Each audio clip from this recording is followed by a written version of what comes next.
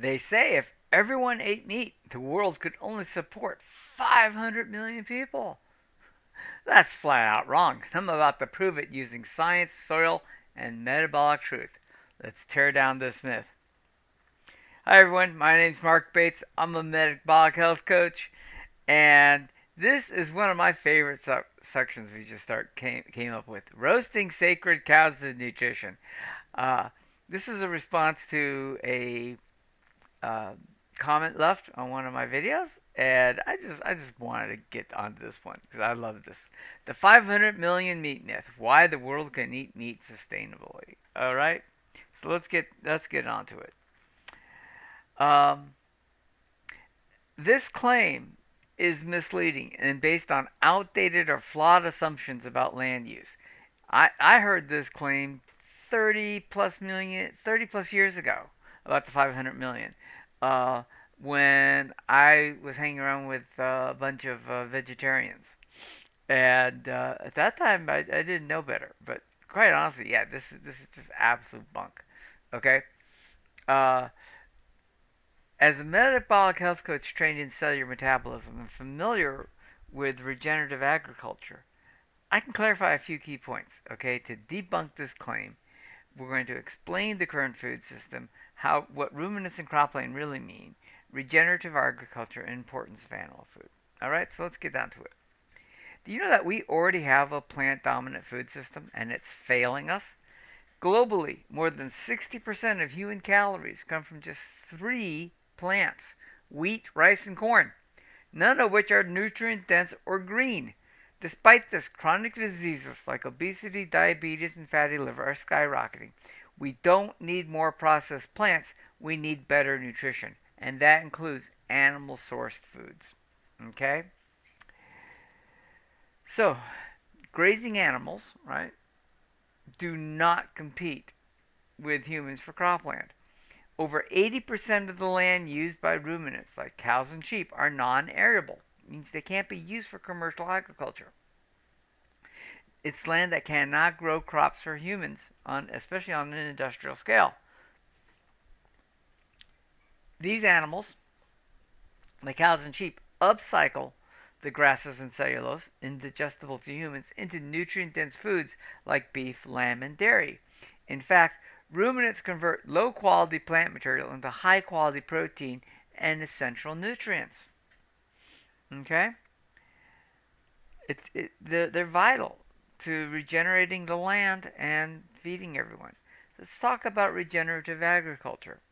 So, ruminant animals are essential for soil regeneration, carbon sequestration, and ecosystem health. Well managed lifestyle systems can improve biodiversity, water retention, and nutrient density, all while producing fan on land unsuitable for crops. Right? But also, I want you to just think back for a minute. When we started moving west, right, and the settlers saw the prairies, what did they see? Just thousands upon thousands of acres of prairie land, grasslands, just overflowing with buffalo or bison, American bison, right? And boy, we just went around wiping them out completely, pretty much, right?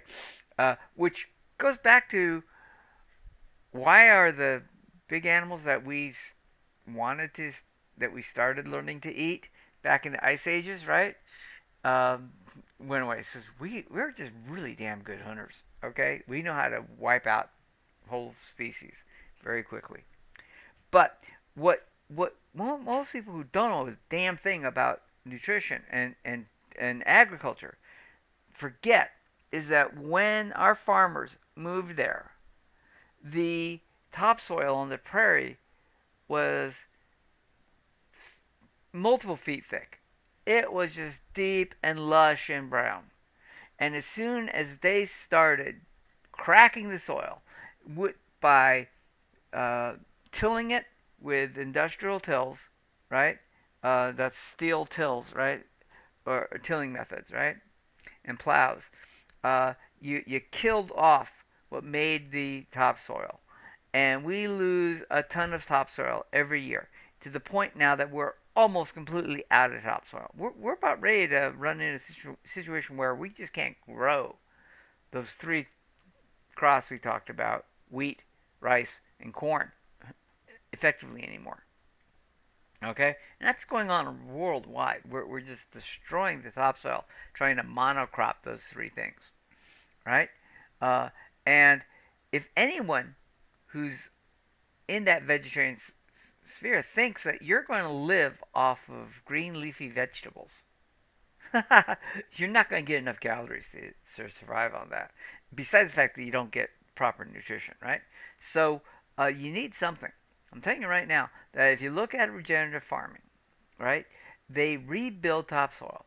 Every regenerative farm I know that's local to me and that I've visited around the country, they are in the process of rebuilding the topsoil. When I was doing regenerative farming in Maine, right, I took was basically barren land.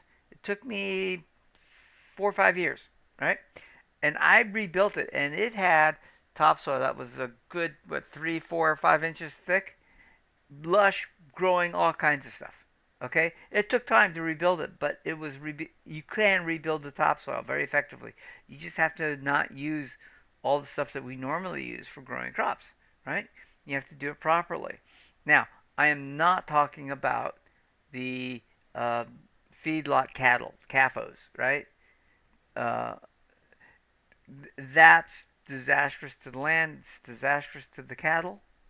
But the fact that if we had everyone ultimately switching to regenerative agriculture for growing cattle, growing sheep, raising sheep, right, and growing other crops, we would have just a tremendous amount of biodiverse foods available to us as humans to eat that are much healthier and much better for us. Okay, so this idea that meat is that producing meat is getting in the way of other crops is a ridiculous concept. It really is. Okay? Now, where did this thing come from? Like I said, it's been around for 30 plus years. This number assumes feedlot systems and fossil fuel based monoculture agriculture, right? And it hasn't changed that much in 30 years. But regenerative practices like rotational grazing, silvopasture, and integrated livestock managing farming vastly increase the carrying capacity of the land. In fact, it rebuilds the land. According to Dr. Alan Williams and the Savory Institute, regenerative grazing can produce more food per acre while rebuilding soil and reducing emissions. You know that, right? The cows are sinking carbon into the ground, right? When they eat grass and they poop, they're sinking carbon in the ground. Yes, they do fart a little bit, and the methane goes up. But you know what? The methane only stays up for a couple of years, and it's pretty much limited, and then it comes back down. So that stuff doesn't add to the calorie count in the air if you're worried about global warming. I don't think you should be worried about that, but that's a whole nother story, right? The idea here is that uh, regenerative farming recaptures all the stuff and it rebuilds the topsoil. You want to feed the population? Let's get back into regenerative farming. All right? But more importantly, let's talk about what ruminant meats provide. It's a nutrient dense animal food, and these are not optional. Okay? These are animal source proteins, provide the most complete amino acids. They include B12, which cannot be found in vegetables. They include heme iron, which cannot be found in any plant material. They contain true retinol, true vitamin A, which cannot be found in plant sources, right? Plus all kinds of other crucial nutrients. You need animal sources to provide that feed, and it needs to be fatty animal sources, okay? There's a whole series on how humans are fat hunters, and that's the way our bodies are designed. Well, it feeds right into this thing. And by the way, um, the Plains Indians, right, or Native Americans, right? They survived for hundreds of years off of just hunting the buffalo for the most part, right, or the bisons, right? I'm sorry, I'm old. What can I say, right? They didn't grow crops. Yeah, they ate some plants. There are always some plants available, but they ate primarily bison meat. Okay, the Inuit, right, in the Arctic, no vegetables at all. Right, they eat fish, whale, seal, right, stuff like that. Okay, The Maasai in Africa eat primarily cattle, milk, and the blood from the cattle. Okay? They look down on people who eat vegetables. And they're tall, lean, healthy, and they live to old ages. Okay? Uh, there's plenty of evidence that this stuff works. And that you don't destroy the land by doing it. And you definitely can grow more nutrient dense animal food than you can crops. Right? I mean, think about what it takes to grow a lettuce, right? How much water that takes, how much time that takes, how much land that takes to grow a head of lettuce. Okay, maybe you can get two, maybe three if you're like in a very sunny place. But that's a lot of water. It's a lot of fertilizer. And are you really going to survive on lettuce? No, you're not. Okay? So this myth is something I hear from vegans all the time, and let's just shoot it down right away.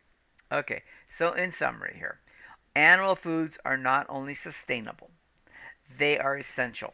They're essential to human health. They're essential to feeding a planet, and they're essential to healing that planet. The issue isn't whether everyone can eat meat, but whether we can transition away from extractive chemical agriculture to regenerative food systems that nourish both the people and the planet. We can and must do both. All right, everyone. Thanks for watching. This was an answer to actually a post to a comment on one of my posts by someone who just doesn't know anything about what they're talking about. Right? Spitting out 30-year-old vegan myths. I wanted to just put something up there for them to dwell on. Hope you enjoyed it. If you have questions or comments, leave me a comment on that. And once again, we're a community here. If you have a question or you have a comment or something that you want me to answer, put it up there.